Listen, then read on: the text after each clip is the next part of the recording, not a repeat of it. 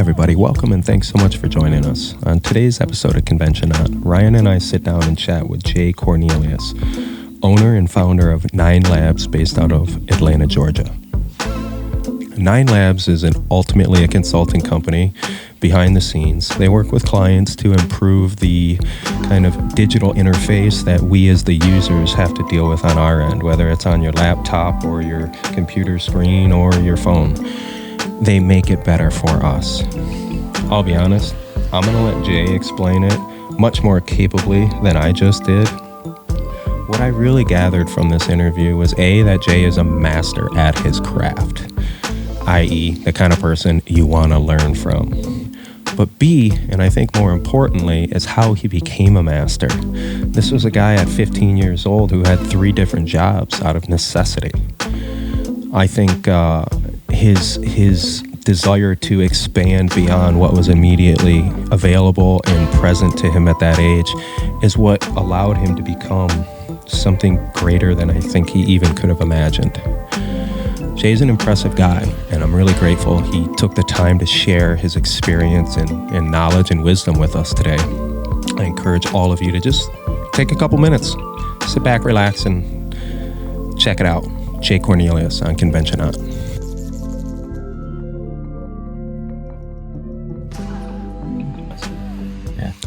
You guys have all officially passed your, maybe not your coronavirus health check, but you passed your Zencastr health check. Audio health check. At the moment, it's much more important. You're in. So I'm gonna pivot to introducing you, Jay, because we're recording. We should be on both ends. We use the video recording to cut snippets for promos on the Zoom, and then we'll match it up with the audio on the other side.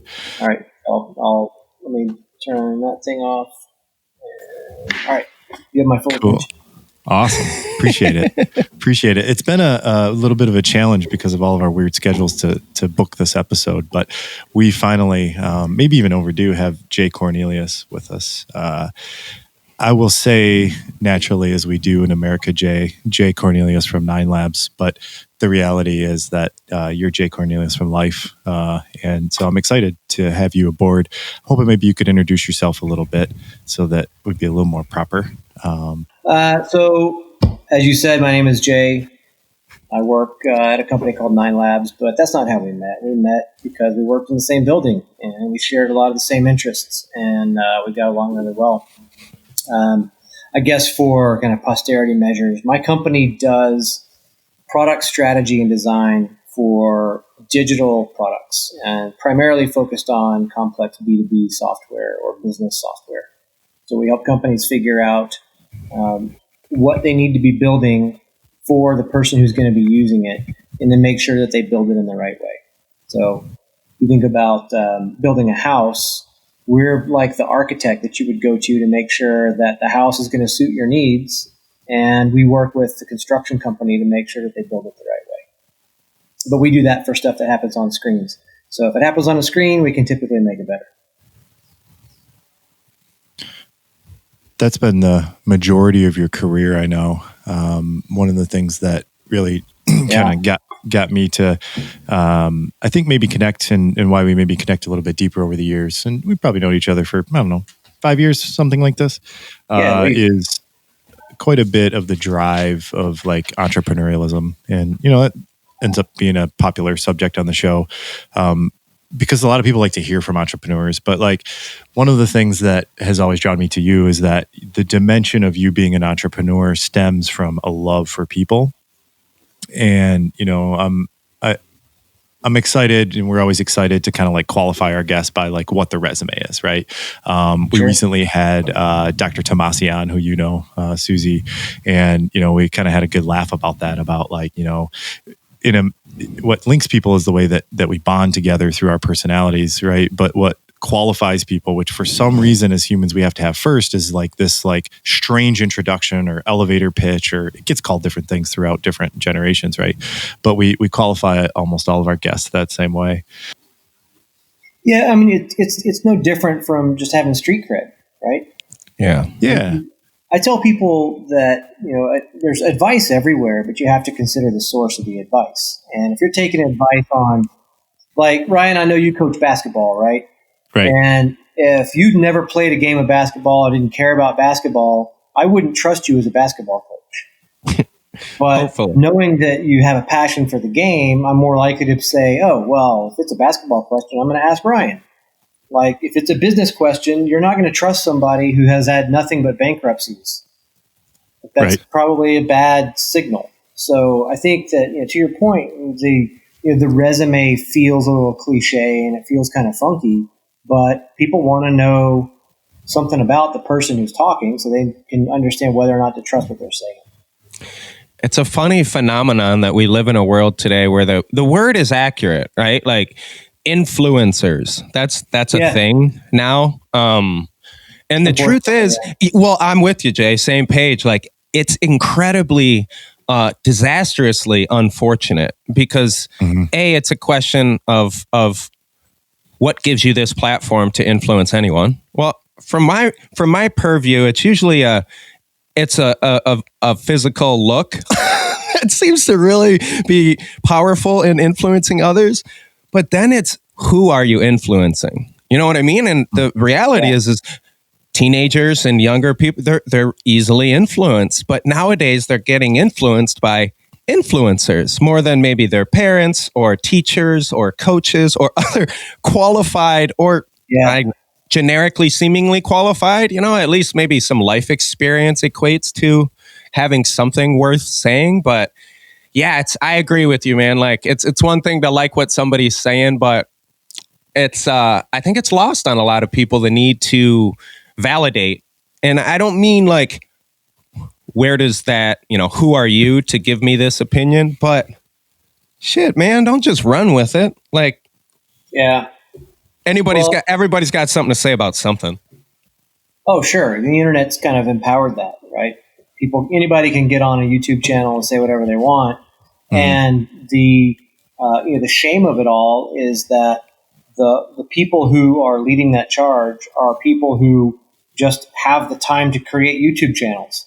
That doesn't mean they're good at anything, right? It should raise a question, right? Like, wait a minute. Yeah, but to your point about kids, like, kids aren't going to listen to grown-ups. That part of what's happening, just the psychological progress of a kid at that age, is that they're supposed to question a lot of stuff, and they're specifically questioning people like their parents, people around the same age as their parents. They're trying authority, right? Yes, I mean, it's not just authority; it's definitely authority, but there's more to it than that. They're trying to figure out who they are, and so they're looking to things that they think might be cool, things that might feel good and give them a little short-term boost of dopamine. It's like, oh, okay, I want to be more like that guy because he rides motorcycles or whatever. There's no shortage. That guy's an idiot, and the only thing he can do is ride motorcycles, and he's not even making any money on it. So it's like, maybe if you can ride motorcycles and you're teaching people, like if you're contributing value to the world, that's one thing. You don't have to make money. If you're contributing value, that's one. Anyway, that's a whole deep topic. I could get on any kind of soapbox you want, so just stop me.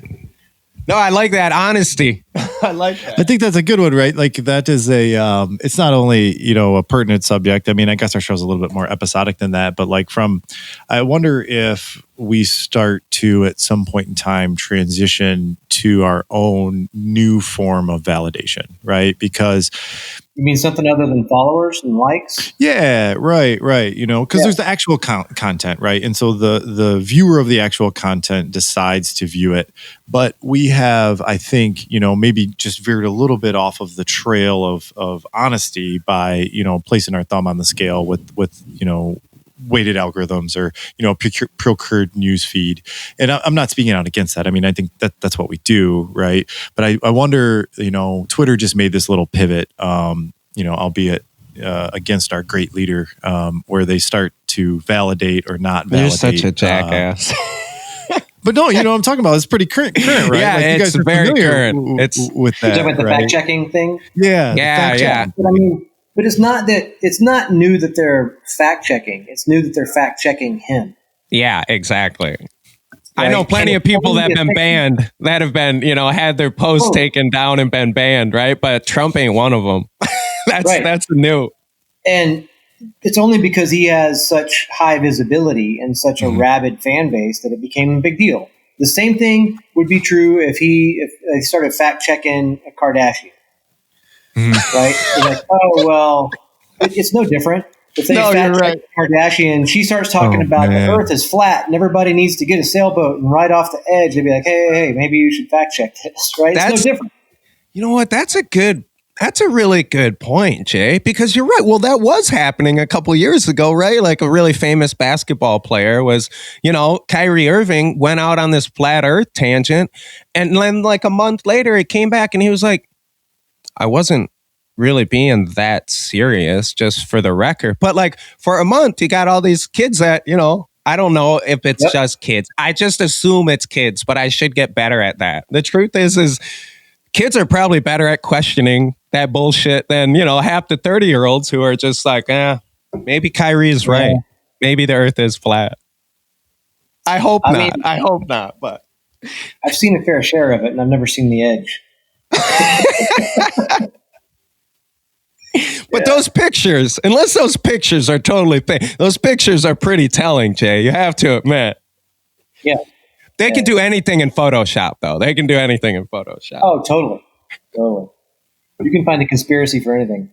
Yeah, that especially now, and especially during these weeks where we have, I heard some kind of a snippet this morning on the radio about how many manuscripts have been created. I know you recently published a book, Jay, pre-COVID book, right? But there was a publishing house representative. Forgive me, I don't know who it was, but it was one of the big publishing houses, and she was talking about like the influx of manuscripts and the way that they really understand that, like, if you've submitted a manuscript for some sort of a book in, the last 90 days, by fundamental, it's not going to be good enough.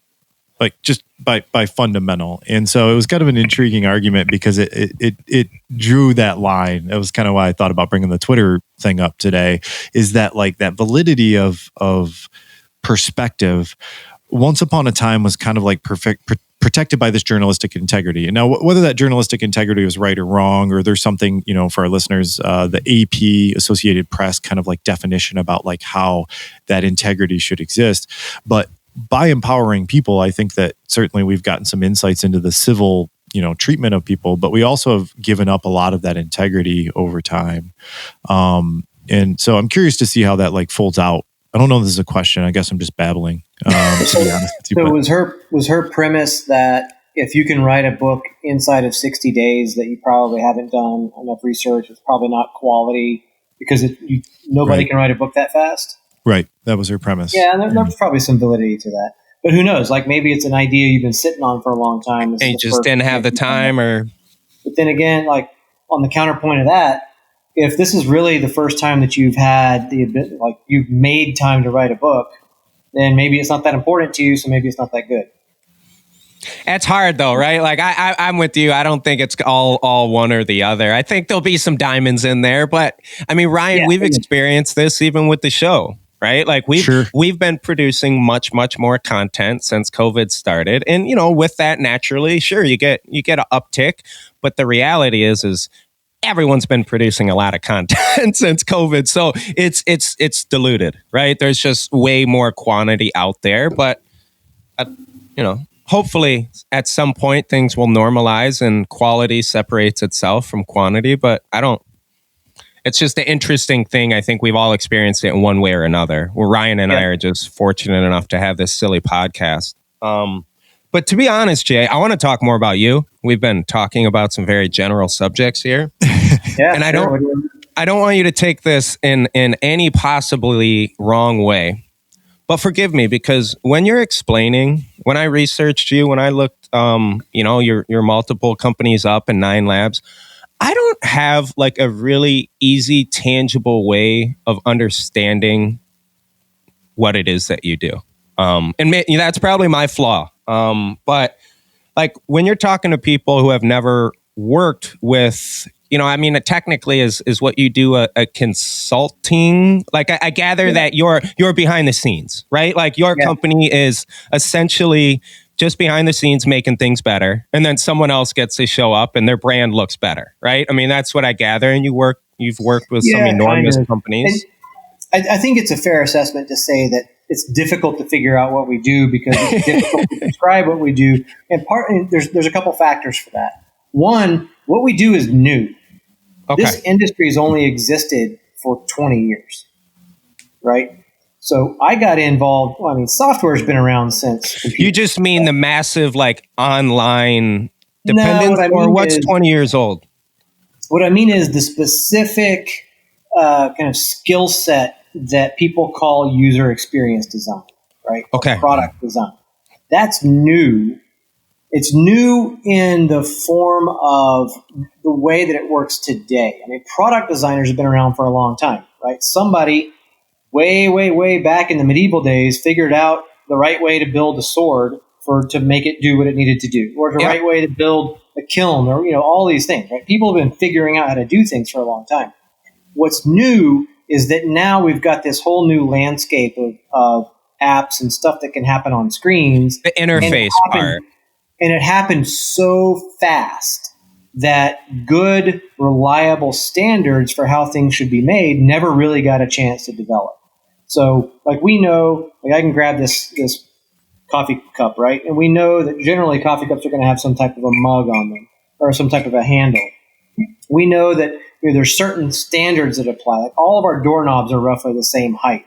All of our windows open basically the same way, right? Keyboards are all roughly the same size. Yeah, there's all of these things that are kind of standardized that have evolved over a very, very, very long time. Chairs are the same height. There's all of these things that have evolved the way that humans interact with the physical world around us. The digital world is still pretty new, right? I started making software in 97, so 23 years ago. Mm-hmm. So in that 23 years, like, that's not even a generation. So people have had one kind of career cycle. So you've had one career cycle of knowledge of people who've come into the industry.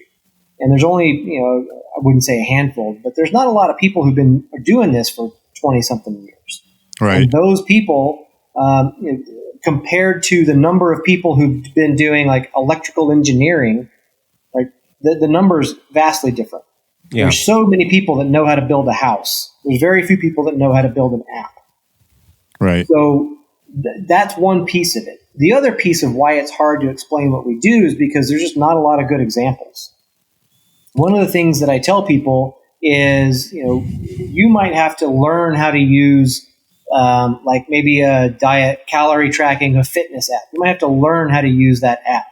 Where's the button that does this? How do I put in this information? How do I change it from a run to a hike? Those kind of things. You might have to learn that software.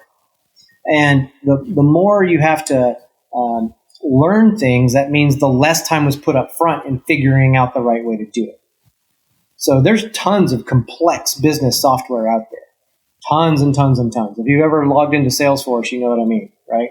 You have to take classes to learn how to use Salesforce. Well, guess what? You never had to take a class to learn how to use YouTube, Facebook. Like, these are tools, Twitter. Like, these are tools that they're so simple, but behind the scenes, there's a lot of work to make them that simple. So what we do is help make that complex business software that kind of simple, so that it just works and it fits your workflow. It works the way you expect it to work. And there's the term for that, all the terms for that came out of academia. And so they've got, all this multisyllabic, nomenclature around it. Yeah. And that makes it dense. It makes it kind of difficult for people who are not in the industry to understand. Like, if you come out of any other industry, say you're in nutrition or you're a doctor or whatever, like, your nomenclature is so different. The words you use to describe things is just so vastly different. So it's like going into your doctor's office and him rattling off all these medical terms you don't know. You get confused. It's the same kind of level of density and complexity that we're dealing with. So it is hard for regular people who don't do it every day to really understand what it is that we do.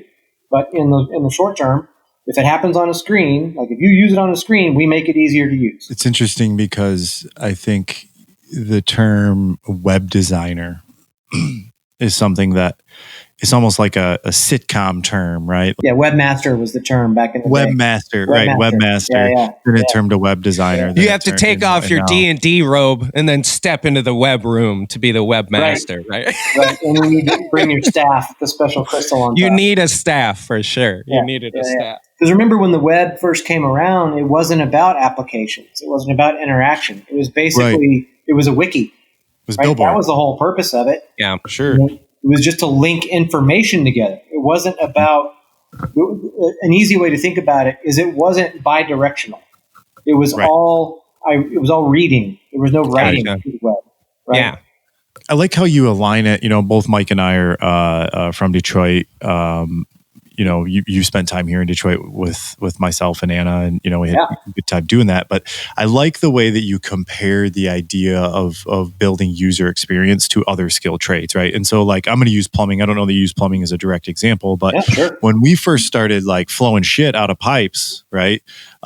It was an amalgamation of sometimes even using like clay pots and stuff as compared to like what you might use today in your home differently, right? And so those things, because they're governed with very tactile elements, right? Literally shit. I use it as an example. You can see it. You can touch it. See it. And so the idea of developing a standard to me seems like it would be a little bit easier. And so at 25 years, and I know that you sold a business early on, which is young, which kind of helps define the entrepreneurial part of it. But the other thing that I think really, helps define your career is your true love for design. How have you watched that design turn from like the webmaster component into something today? Like, and I kind of think about like, something like a flight selection website, like a Delta website where, I'm able to think about or look at 30 different options within a couple clicks. How as like a designer and how as a student of the game, if you will, have you watched that change as to now be commanding the game in your way?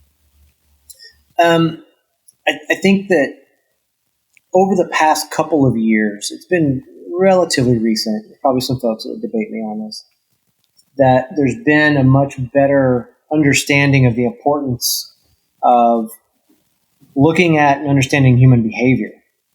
Like, how do we respond in a similar situation in the real world? So there you are on your website, booking a flight from wherever, and you've got your 30 options, as you said, right?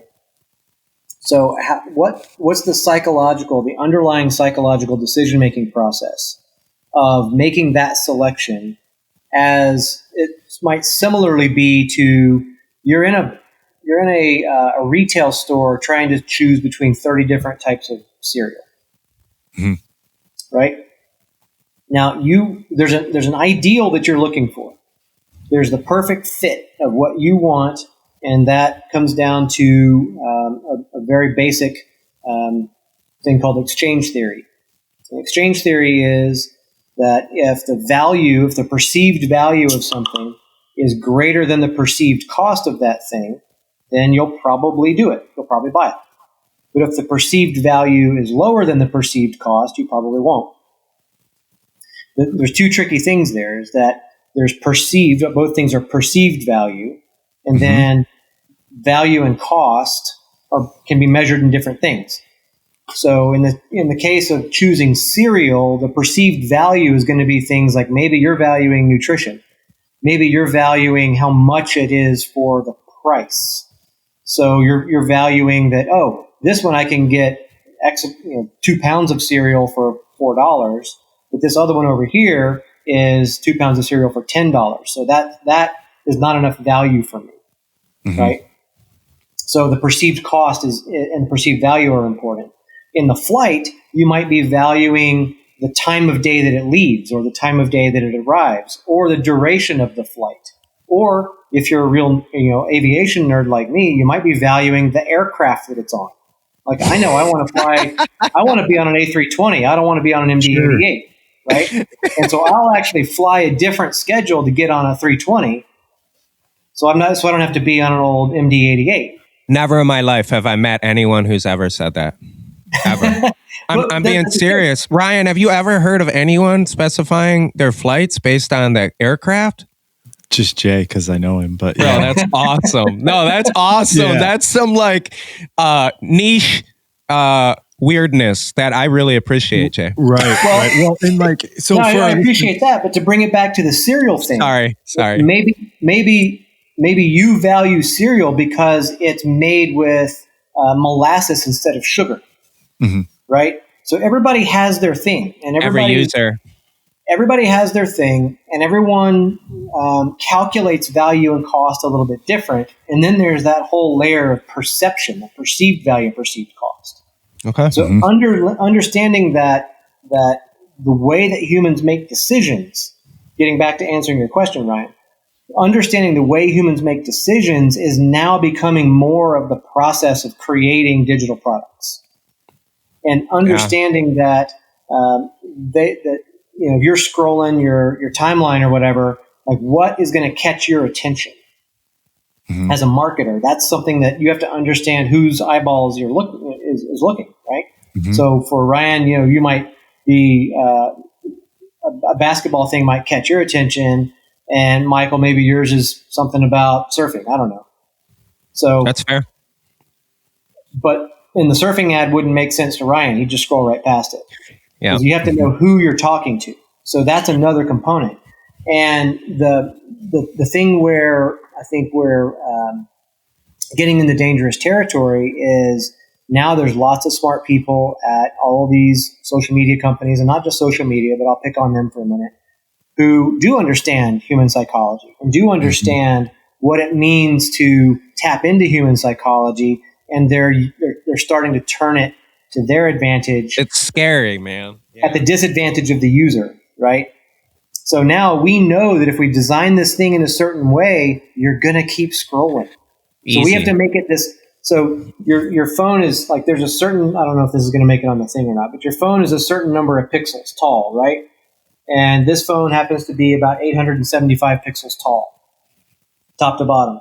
So they know that if they create a bit of content that is 875 pixels tall, when it shows up on your screen, you're going to see that one piece of content. But if they make it a little bit shorter, and you can see the next bit of content on your screen, but you can't see all of it, your just innate curiosity is going to make you want to scroll. Oh, and man. Then they size it so you can get three things on the screen. So you can see the one that just went by, the one that you're looking at, and you can still see that there's one below it. So they size those things so that you can always see that there's something else down there that you can scroll on. And that's part of what contributes to that behavior, continuous scrolling, right? Oh, man. That makes good sense about how you tapping into like deep human psychology and creating subconscious level stuff. Right? So there's a good side of that and there's a bad side of that. But to answer your question, Ryan, I think that's one of the most important shifts that we've seen over the past couple of years is that connection of, hey, look, there's a human on the other side of this. We need to understand that human so we can create something that creates and captures more value for the human and for the company that's creating the product. Right. Well, I could see it. I think that what a lot of us learn, for those of us who are like turn into economics fans of some sort, we learn about the supply and demand curve, right? But when we start to talk about social exchange theory, we start to stack those supply and demand curves on top of each other.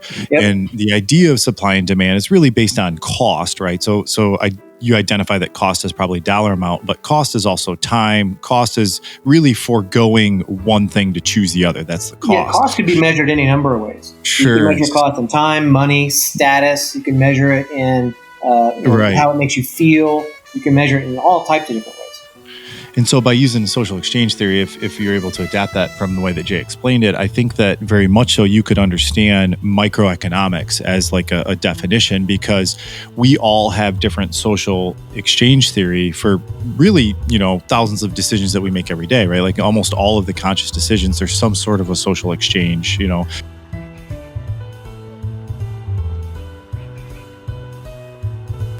Hey everybody, it's Mike from the show. Just want to take a minute to express our appreciation for any and all feedback you're able to provide. Not just for prior shows, but we're also looking for any recommendations you have for future shows, whether it's on content, format, but especially guests. If you know someone who's led a life that's interesting to you, and they've now found themselves in this place of happiness, pass their name along. We're happy to reach out. We're happy to be rejected, but it doesn't hurt to try. As always, if you don't mind, take a minute, hit that like button, subscribe if you haven't already, and above all else, thanks so much for listening. I have to ask then, because I could see how working in an industry as it grew from its literal infancy 25 plus years ago to where you are today. Do you care to speculate on how that thumb on the scale, to use my term from earlier, right? Because what you're saying is we're starting to weight that, corporately. Do you care to speculate about how that might get fixed, or like some ideas about how to be better citizens that way? You could say no. But well, I've given this some thought, but not enough thought to like have a real, like a solid, well prepared answer. Companies exist to make money off of customers, right? So the only thing that's going to change the behavior of a company that's doing something that is not in the best interest of the customers if the customers stop supporting that company. Sure. That's it. That's right? it. And right now, so we'll just use Facebook as an example. I'm anti-Facebook, just to be clear. That's fair. And I'm anti-Facebook for a number of reasons. My wife still uses Facebook, and she uses Facebook because she gets real value from it, right? It enables her to stay connected and see pictures of her friends' kids and talk to her people from that she knows in other parts of the world. And there's real value being created there for her. And there's real value being created for all of her friends there. The problem is that Facebook is going to use all of the information that they get from her behavior and all of her friends' behavior to advertise more products and to place more information that is manipulative of her good intentions on the platform. So getting back to exchange theory, for her, the value being created by staying connected to her friends is greater than the cost of that intrusion on her privacy. Right. Yeah. Right? And as long as that balance stays intact, nothing's going to change. But if that balance starts to shift and people start to think, hey, you know what? I don't like that people are tracking me. And if I say something, to my smart speaker, or if I say something in the presence of my smart speaker, then an ad to that thing shows up the next day. Right? That shit is creepy. It is, and it happens. And there's a lot of people who say it doesn't happen for various reasons, but it does happen. Absolutely, it does. It happens constantly. To me, it's constant. Right. And some people like it, but some people don't. I get. Right? Yeah. Some people get off on the weirdest shit, Jay. Well, some people think it's really convenient that I was talking about. I was talking with my friend about this pair of shoes, and then the next thing here they are. On Instagram is a pair of shoes, and that's just the one click away. I get that like convenient side, but to me, I'm just like, dude, how many things were you saying that you aren't for consumerism? You know what I mean? Like all that stuff's being listened to too. Right. Yeah, of course. And it just depends on how much you think this is going to become 1984. Yeah. No, and I agree, right? And there's a little bit of like, look around, educate yourself, but there's also a little bit of like just kind of fear factor and paranoia associated with that, right? And we all have to figure out where we stand individually. But I hear what you're saying, right? Like at the end of the day, there's this perception that Facebook is just this free thing, and we're all, but nope. Facebook's making a lot of money off those conversations between families across the world. You know what I mean? Like catching up. It's a really cool perceived value, but that's the part that disturbs me. Right? Do you perceive something one way because you chose not to read the small print? You know what I mean? Or do they know that a human being is not going to read the print when it's that small? So you know what I mean? Like they've figured it all out. Like you said, they know if you show the whole ad, they don't scroll down. Like that little bit that you just told me about. And I have to say, Jay, like 5 minutes ago, I asked a question and you answered that in a way that I was, I think we're about a half an hour in. I'm ready to teach a course.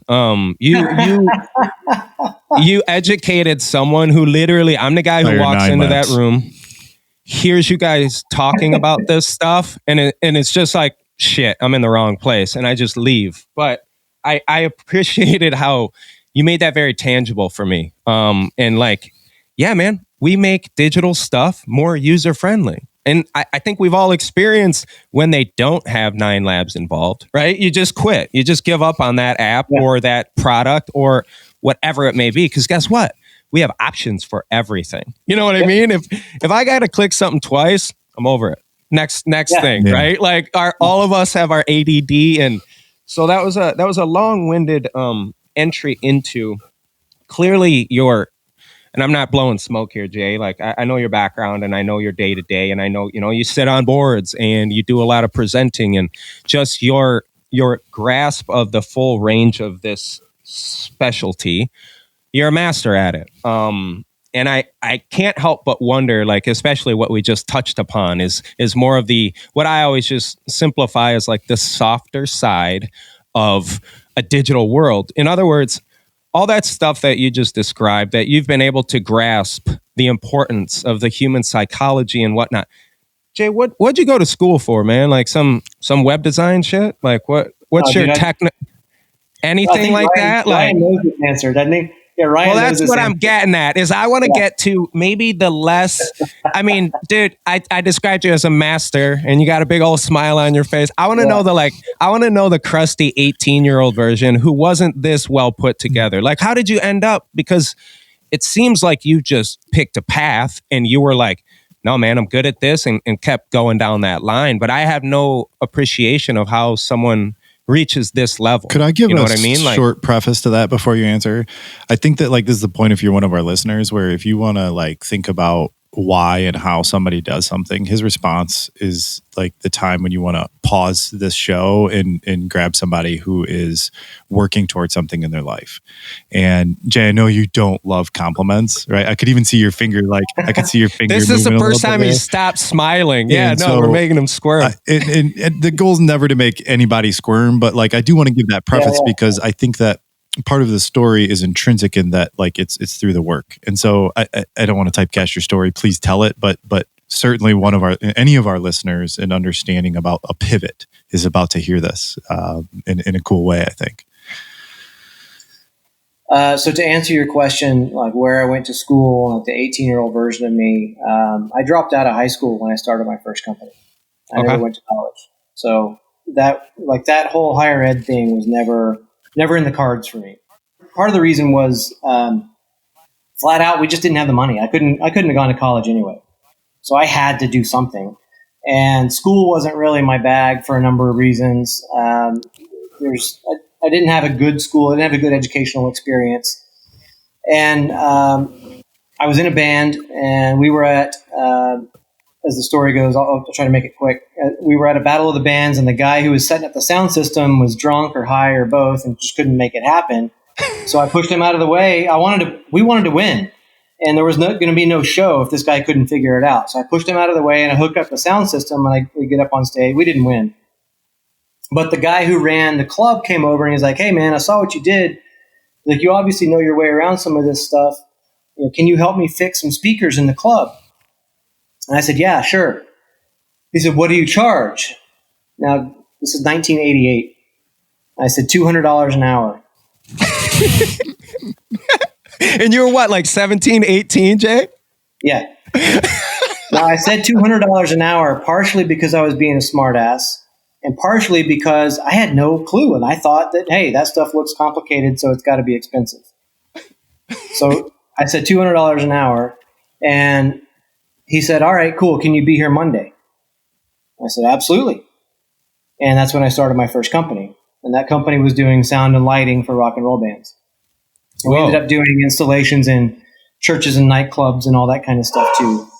So I think to Ryan's point about kind of a pivot, the first kind of major thing was a bit of just courage to say something crazy, but also a little bit of luck, right? I got where I am not just because of hard work. I've worked really hard, but also because of luck.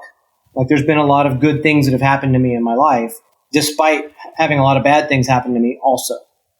And I think the main thing is just try to do the best. When those good things come along, make the most of it. And when the bad things come along, don't let it hurt you as much. Make the least of it. Right? Make the least of it, right. So I started that company and then did a bunch of odd jobs to try to keep things going. So that company wasn't my sole source of income. So I did a bunch of crazy stuff. At one point, I had 3 jobs. I worked. I cut onions and washed dishes in the back of a restaurant, and then I was the overnight janitor at Target. And then on weekends, I was running a nightclub. You All cut onions? Cutting onions, yeah. Yeah, because they made onion rings. These dishes smell oniony. Well, the dishwasher is cutting onions between every dish. What do you expect? Yeah. It's not glamorous, but I had to do what I had to do, and that was all. And I was working those 3 jobs while going to school, my sophomore year of high school. So it was tough, and I realized this sucks, and I don't want this to be the rest of my life. So I've got to level up something. I got to figure out some way to be better at something. And we just started doing sound and lighting, and we worked with a lot of cool people. We did a lot of cool stuff. And then that life kind of gets to where it grates on you after a while. And I wasn't sleeping much. And that's when I discovered the internet. It was a friend of mine's coffee shop, and he had a computer plugged into just not even AOL. He had just the raw internet. So you could do AOL, and CompuServe at the time were big. But you could just go on the web. There's like type www. something, whatever was up at the time. I remember there was probably a lot more websites, but I only remember maybe a dozen websites that existed. Yahoo wasn't around yet, or we didn't know about Yahoo if it existed. I think they existed in '96, but we didn't know about it yet. Internet Explorer didn't exist. Like everything was on Netscape. Like there was no Google, and none of that stuff was there. And there was this. I just saw this opportunity when people said, hey, this internet thing seems kind of cool. How do I make a web page? And we didn't know how to make a web page. Nobody knew. I mean, some people knew, but not many people knew how to make a web page. So figure that shit out. And then that turned into like something else. And then that turns into something else. And you just kind of keep growing and growing and growing. And, I can't take sole credit for it. There's a lot of people involved in that company. But that company, eventually got to the point where there was 50 million people around the world using that software. And that was a pretty serious accomplishment. And turning that into like that experience of making all that software helped me learn what can you do with a piece of software that actually helps somebody else get their job done. So it's not about making something for your own self, not about making something just because you want to make it. I mean, that can be fine too, but how can you make something that helps your customer get their job done? A real utility. Yeah. Right. And that's essentially what we did. And I was there for a long time. And then when I left that company in 2012, and that's when I started 9 Labs. And basically, I just floated around for about 6 months. I didn't do much. I was involved in the community here in Atlanta, and people would come up to me and ask me stuff about how to make software, how to make various things. And one day, kind of like going back to being at the Battle of the Bands, somebody said, "Hey, can you help me do this?" And I said, "Yeah, it's going to be $20,000." And they're like, "Okay." I'm like, "Oh, well, shit, now I'm a consultant." Another DBA for Jay. Yeah, got to go to the courthouse. So it's just been kind of a series of really just kind of following curiosity and solving problems. Wow. I think that Ryan, you said something earlier that I've got this passion for design, and I think while that's true, I would say that it's more of a real passion and an innate curiosity in how things work, and reverse engineering that stuff, and then finding out a way to put it together again in a way that's better. One of the things that I think I've watched you learn how it works, and I know it was predicated in the story that we just talked about, is the way that you build a network of team members, and in the way that you build a network of colleagues who you've worked with once or another. And a little bit of that is being a proprietor, whether it's a sole proprietor or somebody who constructs a business. But could you talk to us a little bit about, if you're willing to share this, of course, but like how your mind works when building those human connection networks, right? Because we've really dove deep into the software networks. And I think a lot of people, when they listen to, 17-year-old kid, even now in 2020, saying, yeah, it's $200 an hour, or saying, no, I want you to give me 20 grand for that. And those are things I know that like you really do, and maybe even undershooting that. And this show isn't necessarily about those numbers, but how do you nurture that network? Maybe it's not so much about the actual event titles, but how over your career, especially as you turn to being an executive, and especially as you turn to some of those things that Mike saw from doing a little bit of research on you, what would you say to maybe some of our listeners about how you continue to nurture that and how you continue to find people to bring into that network? Because I watch you do year over year, myself included in that network, I think. In a way, I think it just kind of goes back to problem solving. Like I might talk to you, Ryan, and you might say, hey, I'm struggling with this. And then I'll think, it's like, oh, I know somebody that does that. And so put the two of you together. And in the case of the work that we do for our clients, we talk to them about what their business goals are and where their struggles are. And then over the years, I've been lucky enough to meet and maintain relationships with a lot of really smart and talented people. And there's been times when somebody's come to me with a specific problem, and I was able to say, oh, I know the exact person to help you out with that. And so that's really the thing, is making those connections. So to go a little bit deeper on that example, there was a group in Florida that was having some trouble with one of their web applications, and I got introduced to them from a guy that I knew from a different group of people. So this was I got introduced to a guy who ran another agency in Florida, who was connected to an investment group, who was connected to this other investment group, who created this third entity, right? Mm-hmm. So now we're like four. What do they call it? 4 degrees of separation. So because I was involved in the startup community and in the investment community and in the software community, I made these connections. So that's how I got connected to this company who was having trouble with their software. They came to us because somebody said that we might be able to help them. And when they told me the name of the technology they were using, boom, I know the guy who invented that technology because I was speaking at a conference with him over here. Right? And so now I call up that guy. I was like, hey, man, this company's got a problem with, they're implementing some stuff using your tech. Would you mind helping them out? And he said, as it so happens, I've got a little bit of free time coming up in about 2 weeks. Yeah, I can help them out. So being able to, I guess, one, be fortunate enough to have met a lot of really smart and talented people and understand, like, I'll file something away as like, oh, this person's good with these things. And then when I hear a need for that, I'll connect those people and I'll get out of the way. And what that does, I think, is both sides of that connection are now grateful to have had made that connection. Yeah. And they can remember that maybe they remember that I made that connection. So the next time that they need something else, they come back. Okay. And it's not about trying to be the kingpin of something, right? It's not about trying to be in the center of that ecosystem. But if you genuinely try to help people, you end up being in the center of some type of ecosystem. Or at least a part of it, right? Or at least a part of it, yeah. In some way. Like, it's all multinodal, right? Like, nobody's really at the center of anything. Like, no matter how rich or powerful you might become or influential you might become, you're never really at the center of anything. And I think there's a certain amount of humility that you have to keep, is that everybody's replaceable in some way. Like, if I wasn't here right now, you'd be talking to somebody else on this show. Mm-hmm. Right? So it's not like I'm that special. I'm not. I'm here because my life is, my purpose is about trying to help people solve problems. And I've chosen to do that with software, but that doesn't mean it's the only way I can do it.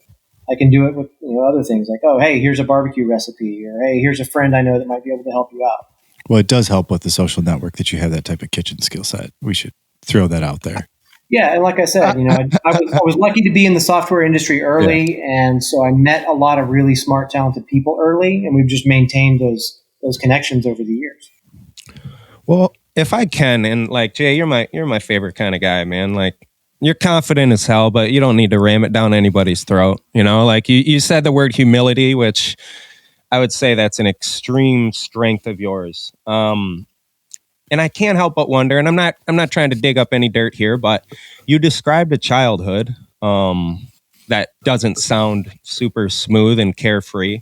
And I'm trying to put myself in the shoes of a 15-year-old in high school with 3 jobs, out of necessity. And the steps and the decisions you made were obviously pretty courageous. But I don't think they were. Well, I was going to say, was it courage, or were you just like, I don't give a fuck? Excuse my language, but were you just I think it was survivalism. Just survival. Yeah, it was just survival. I mean, let's not get any grand ideas that I was able to see the future and like map stuff out and I had some strategy. That's not true at all. The reality is that, there are tons and tons and tons of people in this world who have had lives far worse than my childhood. My childhood wasn't ideal, but on global standards, it was pretty damn good. It's just we were poor. By American standards, we were poor. Things could be better in a few areas, but outside of all of that, I made some bad choices, and I got in some situations where I was sleeping in a tire swing in a public park because I had no place else to go. Right? Yeah. And I realized it's like, this is not the life I want to live.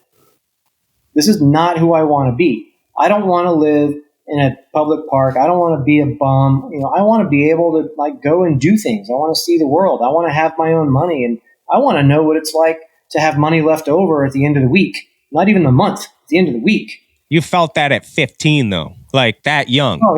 Oh yeah, totally. Yeah, that's pretty mature, right? I mean, was that? I don't think it is. I don't think. I mean, a lot of the 15-year-olds I knew weren't thinking ahead, but at the same time, I guess a lot of the 15-year-olds I knew weren't in that exact situation, right? There's a forced maturation when it comes to surviving, I think. Maybe sink or swim analogy, but I think that's what it came down to. It's just like, I don't want to. This doesn't feel good. I need to get to a place where it does feel good. And I realized pretty early on that and I don't know if this is, I can't give myself any credit for this. I think it's just something that kind of happens. You just realize at some point, you realize that you're the only person that can do it. So I realized that the only way my life is going to improve is if I improve my life. No one else is going to come along and give it to me. And that just created a bit of motivation. It's like, I just don't want to fail. I don't want to be that, that fuck up sleeping on the park bench. Gotcha.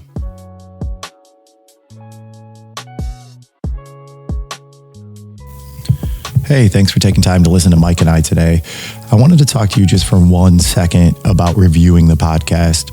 It really, really helps us out, and it places us higher on search engines as well as the other podcast channels that publish our show.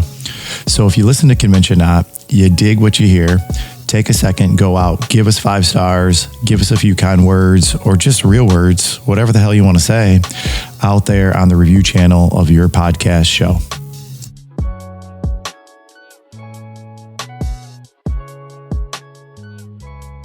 There's no playbook, right? People talk about they have a playbook for life, and if you do these things, but that's not true. And what I've found is, people get tired of platitudes, but the platitudes exist because it's the only way to generalize enough so it's applicable to everybody. Mm-hmm. And they're really difficult to apply to yourself because you don't have the perspective of the person who said it. Yeah. Right? And typically you're in a situation, every situation looks bigger up close. Right? So it always looks like a bigger problem than it is when you're in it. And you don't have the perspective of the person who was in that situation 20 years ago and has now reflected on it. And it's hard for you to see things from that perspective. But, the reality is the only real playbook, in my opinion, is, just work hard, be nice to people, do the right thing, and, just try to be better than you were yesterday. If you can beat yesterday's best, then you're going to be fine. What would you say to that 15-year-old kid working 3 jobs? What would I say to myself at 15? Yeah. Don't sell your drum set. So you could keep drumming, or because it was worth a lot more than you sold it for? Well, I mean, it's a long story. Metaphorically, I've got a drum set upstairs, but no, when I was, I don't know, I was early 20s, I came across a drum set. A guy came into the shop and he was trying to sell it. And it's a collector's item drum set. And I got into a tough spot in my life a little bit later and sold it, and I shouldn't have. I didn't. That's one of the only things that I feel bad about. No, but to give you a better, like maybe hopefully more meaningful answer to that question is for the 15-year-old kid is like, yeah, life is not fair, and that's okay. And you have to go and find the opportunity. Like opportunity isn't something that comes and knocks on your door, but it's out there. You have to go out the door and find it. And a lot of times, opportunity is behind the door that you knock on. Right? You have to go do it. Yeah. And if you're waiting on somebody else to do it for you, you're going to be waiting a long time. And if you're in the situation where somebody does come along and give you something, it never means as much as when you get it for yourself. That's good. Isn't advice. that true? Man. That's kind of a common thing that we've noticed in a lot of our guests is that, in hindsight, you call it opportunity, but you guys went out there and knocked on those doors, and when that sliver of hope presented itself, whether we're talking to guys that are DJs and they were like, man, we just did it for free for 10 hours because we just wanted to be in the booth. And, whether every entrepreneur, I guess, has that point where it's like, yeah, I wasn't even getting paid to do it. I couldn't stop, and I knew there was something bigger and better, and I was just 1 foot ahead of the other, and that was the kind of the perseverance of it. Yeah, they talk about every overnight success takes 10 years to make. Yeah, exactly. Right. And again, more platitudes and cliches and stuff, but the reality is that there's nobody who just lucks into it. Winning the lottery is a form of lucking into it, but even then, you got to buy the damn ticket. Right? Doesn't knock on your door. It never really does. You got to go in and buy the ticket. And maybe that person who won the lottery has been buying tickets and scratch offs and numbers and stuff for 10 years, right? We don't know. We don't hear that part of the story. We just see that so-and-so gets Powerball. There's still work and effort that goes into it. And we have to, as humans, as I think Ryan said earlier, we make 1,000 decisions every day. So if you create your North Star, like what is the thing, what direction am I going? Do I want to do podcasts, or do I want to be an athlete, or do I want to be a business person? Do I want to be an artist? Whatever it is, doesn't matter. Pick a thing and be okay with the choices that thing is going to mean for you. If you want to be an artist, that means you might never make a lot of money, but you're creating art, which lasts longer and is, more meaningful. Right? Art can create a lot of meaning in people's lives. If you want to be a businessman, you might never make a lot of money, but you might learn a lot of valuable skills and provide a lot of value for people's lives. So whatever decision you want to make, the choices you make every day need to be made with that goal in mind, with that end point in mind, to make sure that if I make this choice right now, so I'll give you a little bit of an example. Actually, let's dial this back to something that's really easy to understand. You want to lose weight, or you want to gain some muscle, or whatever. You want to get in better shape, right? So now you're at the restaurant and you're choosing between the salad or the hamburger. And your body's saying hamburger because hamburgers are delicious, right? But if you can have the little bit of control and discipline to say, well, I want to be better tomorrow than I am today. Salad's going to make me better tomorrow. Hamburger's going to help me feel better today. Mm-hmm. Salad's the better choice. And if you can do that little bit of discipline in your decision making day over day, you're going to improve and you're going to get closer to your goal. On that note, can I follow up on Ryan's comment earlier about you having some culinary prowess? Is that a little side? And just to be clear, I do want to learn a little bit more about, and we're going to be wrapping this up in a little bit here, so it's not too distinct of a tangent. But business, Jay, okay, we got that covered. But you clearly aren't just consulting all day, every day, or else you'd you wouldn't be this enjoyable to talk to, I don't think. What else keeps you busy and puts a smile on your face, or actually challenges you in a productive, good way? You know. The thing that, and this is relatively new. So food is interesting. I enjoy cooking. I enjoy the process of cooking, and I enjoy that it's something I can do with my hands. Gotcha. That has a very real outcome that other people can enjoy. Right? You make a nice steak or some pasta, whatever it is. Right? You make a meal for somebody, and you see that person enjoy the meal. You know, that's meaningful. That's cool. Yeah. So I enjoy cooking and I enjoy the process of it. I'm not one of those like measure everything out. Like I'll just grab a pinch of salt or whatever, throw it in there and kind of taste it. Gotcha. So that's fun. More recently, the thing that challenges, I'm not really challenged by cooking because I don't try crazy, crazy recipes, right? I'm with you. Very basic. I could never be a chef. I'm a cook. Yeah, I'm not disciplined in my cooking. I'm not a cook. I just like make some meals.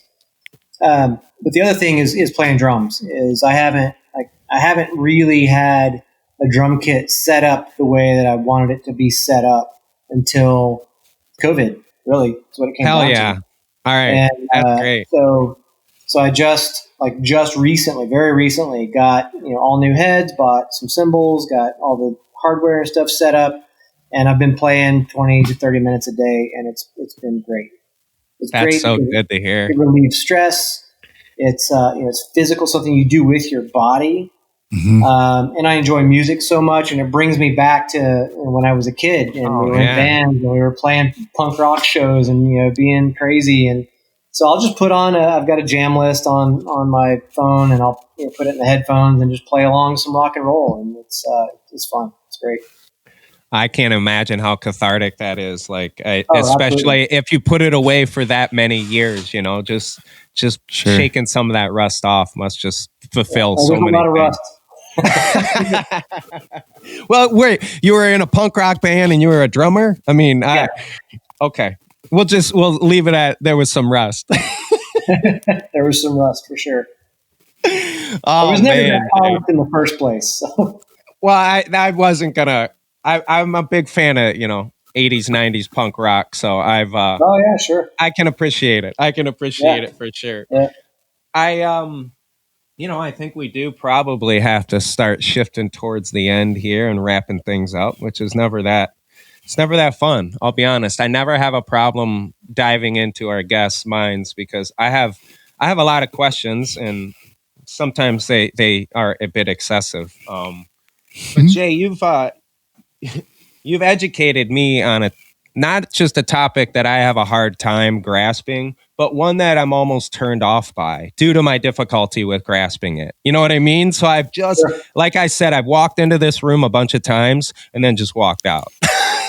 Right. I have to say that your ability to share the education on it, I don't have I don't have any challenge seeing you as a leader, as a manager, as being someone that people want to work with. So I have to say it was really nice to meet you today, and to I'm always excited to learn about something new, but I haven't always been able to select my teachers. So thank you for the abbreviated master's course today. It was really great. Well, thanks for the kind words. I appreciate the time.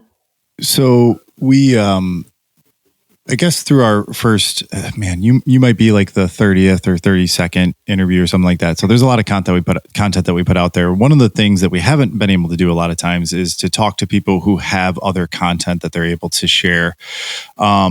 I know you have a podcast it's been around for some time, and you work differently on that, but has some really nice guests. I'm hoping that maybe you could share, the places to kind of get in contact with you from a business perspective. I know you've got your own kind of social media things, but if I wanted to get your book, or I wanted to, learn more about you or learn more about UX, where do I go? What's a quick way to get out and start to see that stuff? Yeah, so the business website is ninelabs.com, ninelabs.com. The personal website is jcornelius.com. The personal website is just a one-pager. It's pretty simple, but it does point you to other directions. Yeah. The business website, 9labs.com, has got our blog that's got articles, webinars, podcasts, all that stuff is all right there. So if you just go there in the top navigation, you'll see something called Insights. Click on that. It's everything. It's years worth of stuff. Cool. The book is there also, and you can get to the book directly at loopsbook.com, LOOPS.com, or book.com. But it's linked on the business website and on the personal website too. Cool. I really urge our listeners to get out there and do a little bit more listening. If you're a Twitter nerd, I'm JC on Twitter. Such an amazing username. It kind of indicates how long you've been on. I was going to say, Twitter. how'd you get that handle? That must have been you're the 8th user of Twitter. No. I'm one of the first. I think I was in the first 800,000. So that sounds early. Not super early, but I was at South by Southwest when they started really hyping it up, and just kind of things kind of went from there. I know people who are in the first. I think I know somebody who's in the first 12,000. Wow. That's crazy. That was a long time ago. I think you know it too, Ryan. Nice. Yeah. The network that I've been able to expand through you has been impressive. That's why I think I really urge people to go out and try to collect some more, kind of detail and information. That way you got some knowledge to share. We do a similar thing on our website. It's convention.com, and it directs you directly to the podcast channel of your choice. So, our focus being a little bit different than the 9labs.com or the loopsbook.com website. But this has really been pleasurable. We're working towards some really kind of Ask Me Anything or kind of some expert type shows. Yeah. And that genesis is a little bit from some of the shows that you've done through your podcast. And so Mike and I both listened to those a long time ago, year and a half ago or so, when you started, or, I think you were getting back to it at that point in time. So I hope to have you back on from an expertise type perspective. We try to kick off the relationship with our listeners by doing a bit of an introduction and interview. And the first one we did was sneakerheads. So a little bit less formal subject, but we talked to an expert about sneakers and kind of broke down the subject that way. So perhaps we'll be able to get you. It's an interesting world. There's so much. I don't understand. It's kind of like, Mike, what you were saying. I can appreciate the sneaker culture, but there's so much to it that I've never even seen, much less understand. This dude on the bottom of the screen, he would take you into, and I'm honestly if you get him starting talking about sneakers, I'm gonna have to step away because I'm just I'm sneakered out for the week, but next week I'll have my tank will be empty. I'll be ready for more sneakers. But well, by the time you listen to this, it's a couple episodes ago, so you won't have to hear me drone on about that. But ultimately, you can scroll down the feed and check that out. Really appreciate you joining today, Jay. I'm gonna go ahead and quit the recording.